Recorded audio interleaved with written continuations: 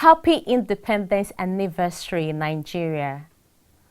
The 2023 election campaign commenced on Wednesday, the 28th of September, and we expect a flurry of activities across the length and breadth of Nigeria going forward. As we follow the campaign trail, be mindful to stay safe because only the living can vote. Nigeria turned 62 as a sovereign nation on Saturday, October 1st, and it is in order to once again wish us all happy independence anniversary. And talking about Nigeria, like every other country, a country can only be smoothly run on tax revenue. Each and everyone performing their civic responsibilities as good citizens of the country. And it is against this backdrop that we want to quickly launch into the second part of our feature on taxing the informal sector. How do we bring the 65% of the total number of enterprises in Nigeria into formality? The panelists on the last episode are still our guides, and as you will see presently, they shot straight from the hips. The question we are failing to ask ourselves is, why are the informal sector participants refusing to pay taxes? Why? I mean, in the formal sector, they pay taxes, even if they are not paying everything. But in the informal sector, they are not paying taxes. I was looking at the report of the Nigeria Bureau of Statistics for 2017 to 2020. And I discovered that the taxes collected from the payee process, which is in the formal sector, is 60% of the total IGR of all the states. While the taxes collected from direct assessment and other taxes that comes from the informal sector was 2.6% to 3.8% of the total IGR. Where there is the statistics that informal sector is 65% of GDP. So something is not happening right. So clearly, what I still think is the state must look again at why are the informal sector players not paying taxes. You must remember that informal sector is actually, how will I put it? It is actually not the opposite of formality, but it is a circumstance. If you go back to the informal sector people, you will see that, okay, maybe they are into these businesses because they were unemployed, or because they just jump into a new city, urbanization, explosion in population, and so many other things. So if the people are like that, they are struggling to say, why should I pay tax when the state has not done anything for me? So if all we'll be talking about is how to make them pay tax, without first of all not looking at why they are refusing to pay tax, we will continue to have policy direction that will not help in growing the informal sector.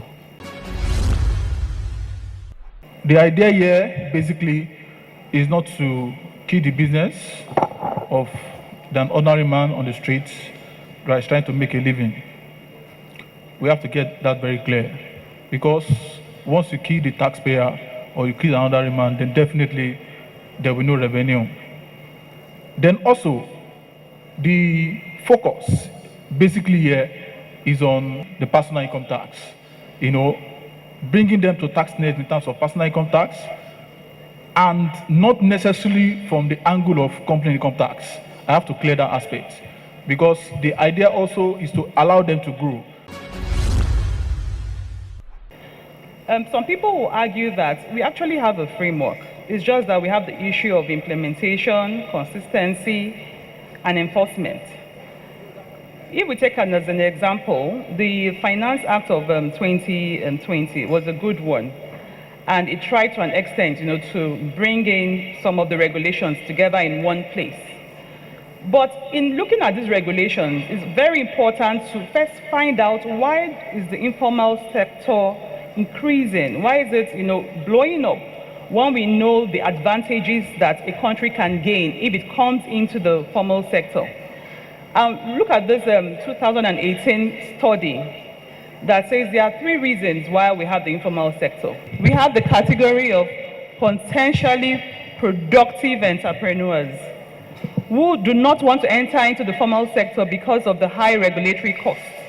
So these people are willing to, but we just feel the cost is so high. Then we have the second category of people. These are the parasitic ones. These are entrepreneurs who can actually function in the formal sector, but they prefer to stay out of it because of trying to make higher profits by evading tax and all the other regulatory policies. And then we have the third category, which is the low-skilled people who are just there for survival. And no matter what happens, they cannot really function in a very formal sector. So in bringing up these laws, we need to look at all these categories and say, let us fashion policies that target each of them.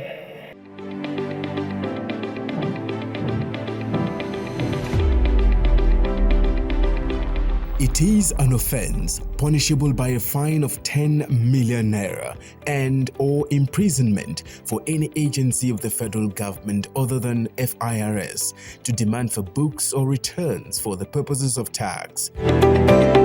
It is also an offense to carry out the function of assessment, collection or enforcement of tax, or pay any portion of tax revenue to any person or into any account other than the relevant accounts designated by the Constitution or relevant laws of the National Assembly.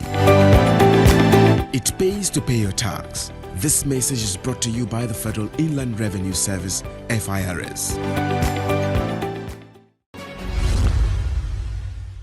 Thank you for staying with us. We are looking at taxing the informal sector, migrating the informal sector into the formal economy. A few questions arise. Is the situation this bad? Is it really a case of informal sector operators not paying taxes, or is it a question of not paying into the right quarters? Is it a case of nomenclature mix-up? Levies, charges, rents, taxes? Are we using the word tax as an omnibus term? Are these levies, charges, rents, taxes going into official quarters? Are they being properly accounted for? How do we migrate informal sector businesses into the formal sector? Another thing that will assist us is certification. That's one area that we normally miss it. Somebody can just wake up today and say, sorry, I'm a organizer now, and put up his stuff by the roadside. Nobody certifies him. The mechanic is not certified. The best way to get revenue from informal sector is through certification of their trade. It will be seen as if, sorry, we are giving you license to practice. You can't go anywhere in the world apart from Nigeria. If you go to England, you cannot be a mason unless you are registered. You cannot practice barbing unless you are registered. And that's the only way we can go. We used to have this before now. Trade tests. In those days, for you to be a mason in a particular area, you'll be tested. And then you'll be given a certificate that says, sorry, you can now practice mason in our society. In those days, while growing up in Lagos, we used to have driver's badge and conductor's badge. Nowadays, anybody can just wake up, start driving all over the place. Now, if you have driver's badge, that guy is automatically brought into the tax net. The conductor that works with him is also brought into the tax net, is recognized. Certification of trades, yes, an occupation is key, which unfortunately is not the remit of the Board of Internal Revenue, but rather should be the Ministry of Transportation and maybe Commerce and Industry. Where people are properly certified, then they will pay. Harmonize the bills, harmonize the levies and taxes. You also have a way of rendering service to them. Let them see that the government is out to give them service. There are 1,001 palliatives that government give out. Let it be properly given out to the people that matter. For me, we can work so much, we can do a lot within the informal sector and get money from them if we harmonize the taxes. And if they give drivers badges, conductors badges, the rate of crime in Lagos will drop because people do a lot of work, one chance. The Okadas too. We cannot close our minds to them. let's give them certification, the barber, the mechanic, and you'll be shocked. They will walk towards you. And the only thing is enforcement. If you're able to enforce that if you are a driver, we stop you, you don't have a driver's badge, you get arrested. Once you arrest 2-3 people, others will register. They will lie, they will come in queue to pay and get registered. You can now start talking about digitization of the registration process so that the names is captured, the biometrics are captured, and so many other things. Automatically, you have information relating to that person. In other clients where they said the informal sector has dropped, go and check. It is the certification process. If you look at the Finance Act of 2020, the section that talks about companies earning less than 25 million turnover being exempted from companies' income tax, that is very good. And that will speak to the first category of the entrepreneurs, who are people who can function, but the cost is high. So we also have to bring up incentives for the other categories of entrepreneurs who are shunning or running away from, the formal sector. When we talk about crypto, and one of the things we are doing is, rather than face the reality, we are running away. And that's why what SEC has done is very commendable. There are monies to be made in this sector. It just has to be properly regulated. And our hope is that in the coming days or the coming months, CBN steps into it. Because if you speak to every young person on the road, they'll tell you, oh, I'm into crypto, I have my wallet, I'm doing this, I'm trading. Incentives to help. If we come up with incentives that help them. Some time back, there was this incentive that, you register your business name and you pay half of the cost. And a lot of people came in. The only thing is that we don't have data, we don't really keep data in this country to be able to monitor how many people came into the tax net and how has our tax base grown from that particular incentive. Thank you. One key thing that we also need to understand is that in Nigeria as of today, the informal sector is not that they are not paying tax. They are paying something that is in form of tax, but it might not be called tax.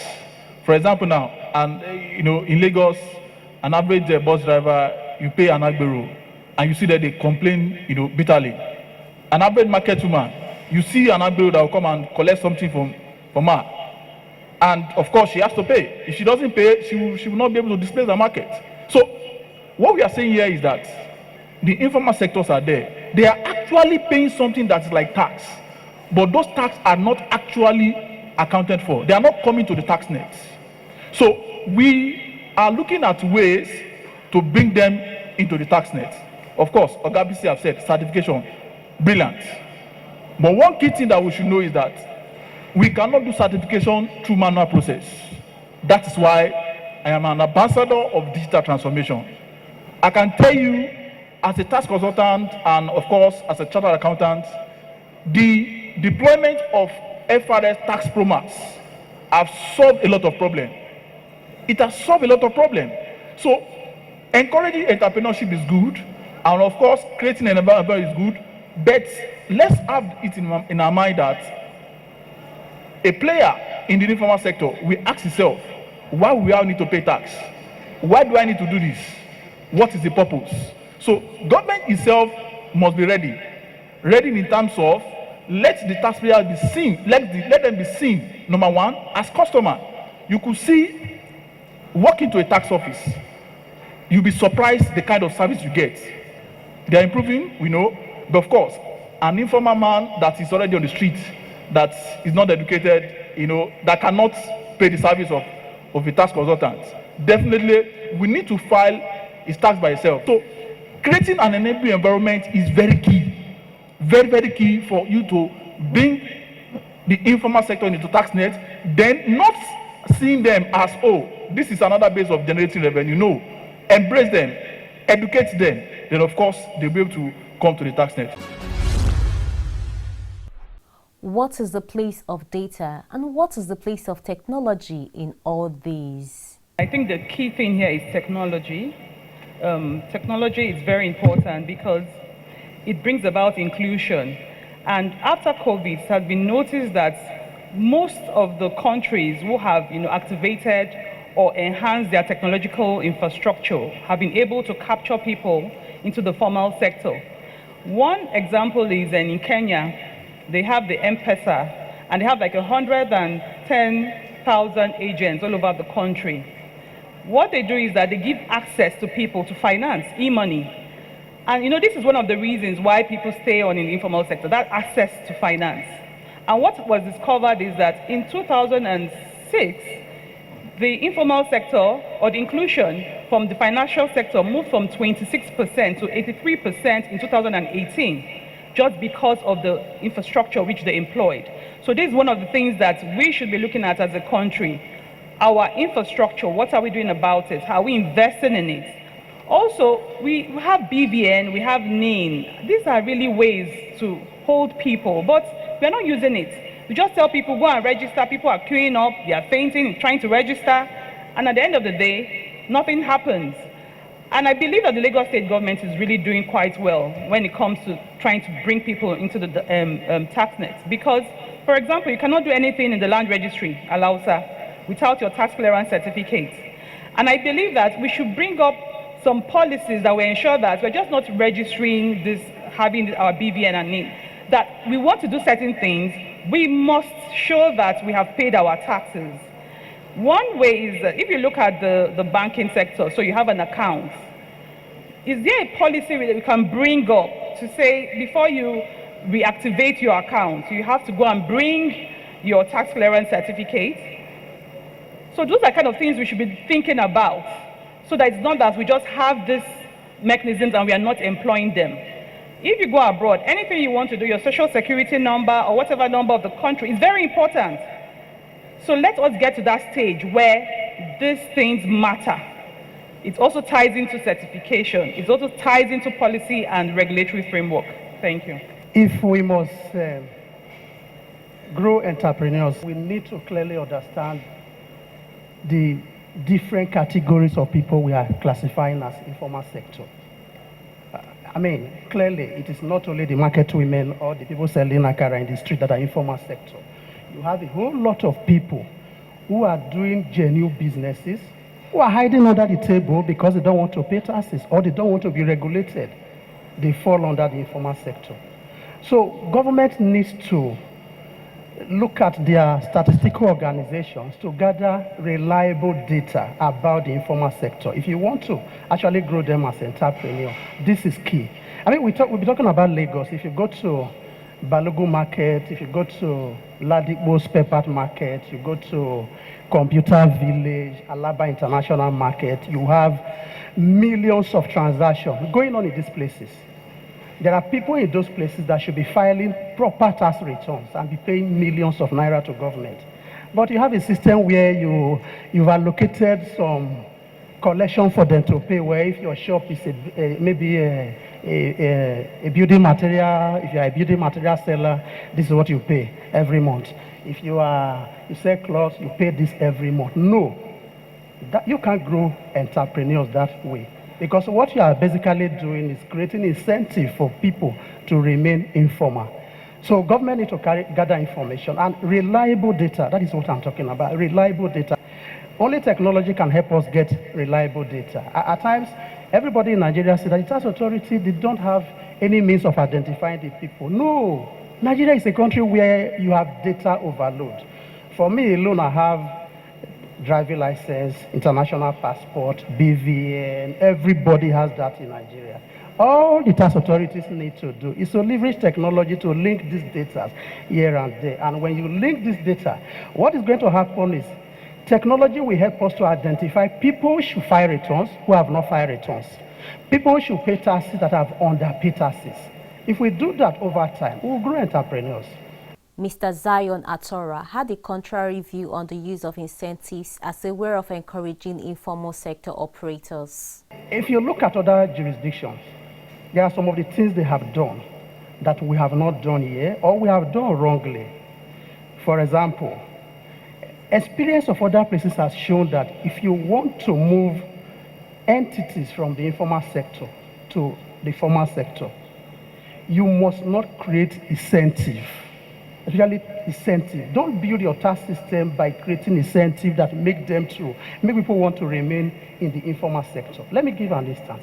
In one of the finance acts, Nigeria has said if your business has a turnover of below 20 million naira, you should not comply with VAT.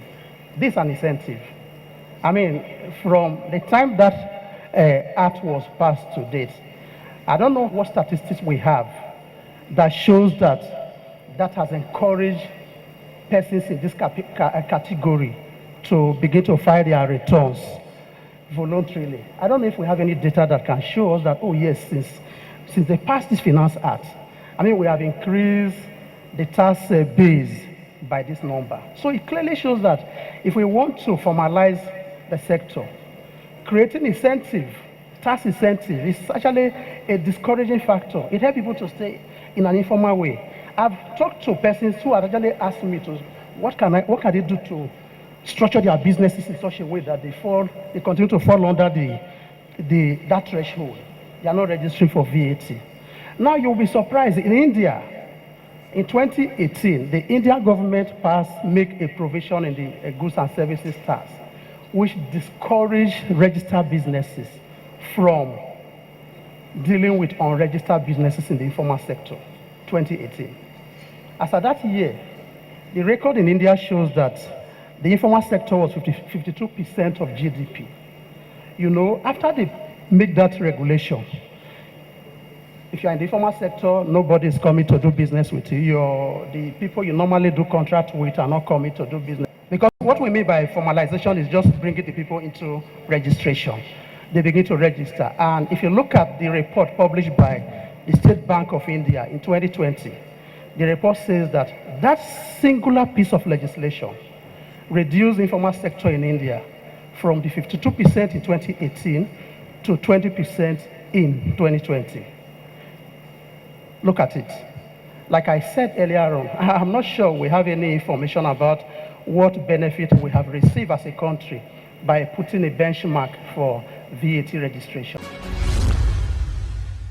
Still on accounting for taxes collected by agents on behalf of states and local governments. Nigeria as a country, we generate so much tax, but there is a breakdown between tax generation and what's been actually accounted for because of leakages.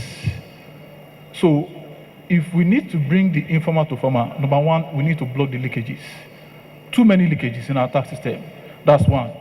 Number two, we have probably organized 50 types of tax. 50. Then we have over 200 unorganized. And of course, we're talking about people that are not actually maybe well organized or not educated, bringing them to the tax net. Our tax system is too complex. Too complex. So we need to simplify our tax system and our tax process. It's very, very key. If we don't do that, compliance will always be difficult. Still on the way forward. Digitization is very simple to achieve. Okay? If we agree to collection, how much are we collecting from them? How often do we want to collect money from them? Is it daily, weekly, monthly, or yearly? We can keep track. Yes, and that's the best approach. Once the guy pays, we have so many devices now that we can use. Once the guy pays, you take his name, automatically is given a number. So the next time he pays, okay, he uses that number, and you have a track record of his transactions. If it's a weekly payment, no problem. Once he pays, just make sure that he pays. And with that, you have information relating to him. I spoke to my friend handling Lagos State that, look, even with the park managers that you are doing, you can get a lot of information. Try to, forget about the ticket alone. Yes, the conductor or the driver that buys 800 naira tickets, take his name, put his name on your device. Tomorrow, right, put his name on that device and immediately pays. Even if ordinary plastic, give him. Let's say we recognize that I have a plastic registering me for the purposes of paying taxes on daily basis. And with that, you can keep track. It's possible you can digitize the process. And once you digitize the collection process, you have information relating to him. There are 1,001 devices in town. And when I said certification, gone are the days of manual certification. You can do it. The guy can have a cheap badge that tells us everything about him. Yes, and it's achievable. And you know one thing with the people at the lower level, give them something. They'll be too happy. Yeah, that government recognizes me. When I was in one of the states, we just decided to give them task card. That if you don't have it, government did not recognize you. They were happy to come and say, can I have my own task card? Can I have my own task card? Can I have my own task card? Even if the policeman stops you, show them that you are recognized. And some of them don't even have any form of identity. I'm not talking about names now. As of the time we did that, those are the things that they were showing to the policemen and say, sorry, I'm registered, I'm licensed to operate.